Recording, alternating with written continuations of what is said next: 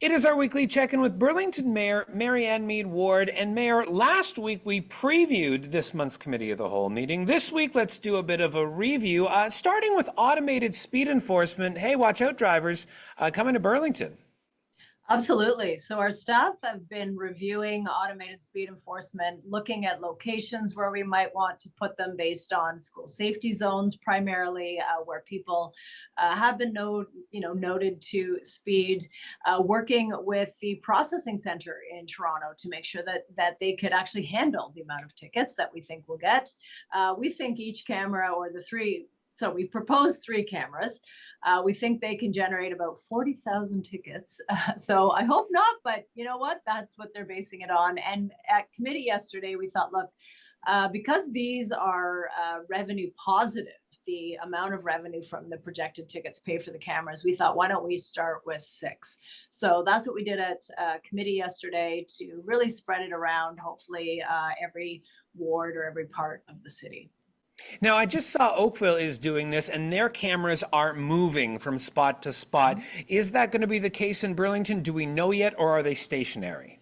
They will move around. I think it was about every 6 months or so until we can add more cameras over time. And certainly places that have gotten out ahead on this, like Brampton, they have 147 cameras and locations. So, we're starting pretty modestly, but we know there are staff identified at least 8 locations in the city where there are those school safety zones. That's where they've started, but we know that there are concerns about traffic and speeding other places in the city. So they're going to use data to inform where those cameras go and how they get moved around. And then we'll just add over time.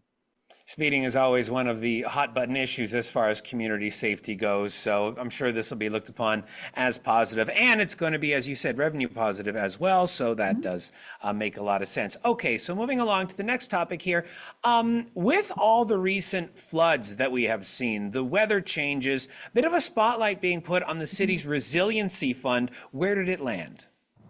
We agreed to direct staff to do a little bit more work on what an internal program might look like, and then report back in February with funding source, criteria, who's eligible, what kind of emergencies would be covered, all of that. So they initially looked at 3 options. One was to just do it kind of ad hoc the way we did it this year, which is, maybe we can top up what the region is offering. And so we offered $1,000 to folks that didn't get coverage through the region, but still met other criteria. And that's been about $500,000, $600,000.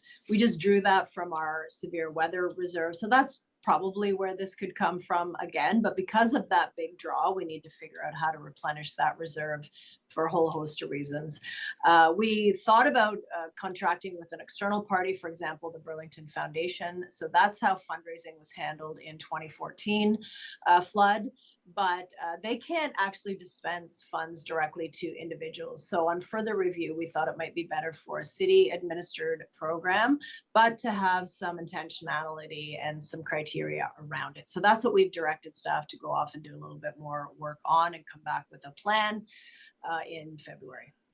Definitely a big concern as we continue to have bigger rains and more floods happening right across southern Ontario.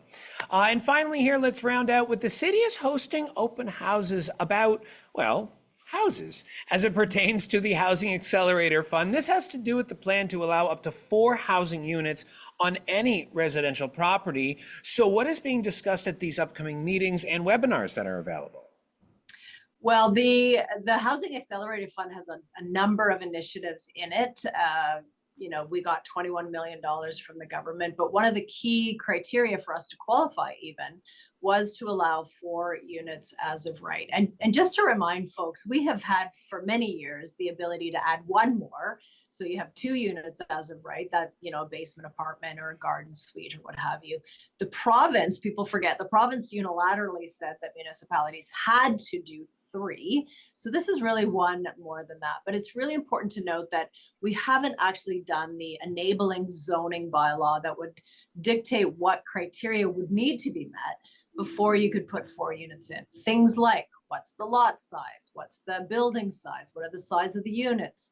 Is parking going to be required? Because that could eliminate a whole bunch of units from being, from being eligible for this. And so that's what's being discussed with the public, is what kind of criteria should we put into place in a zoning bylaw to govern where and how these 4 units per lot would be considered. So it's not a free-for-all. It doesn't mean that just because you have a house, automatically you get to have 4. You would still need to meet criteria. So that's what the open houses are really all about. I'm sure people are going to have a lot to say when it comes to parking and street Absolutely. parking. I mean, street Absolutely. parking and sidewalks, 2 big issues in every neighborhood. Always. Always. Yeah. Mayor, thank you for your time this week. Much appreciated. We'll do it again next. Thanks, Jason.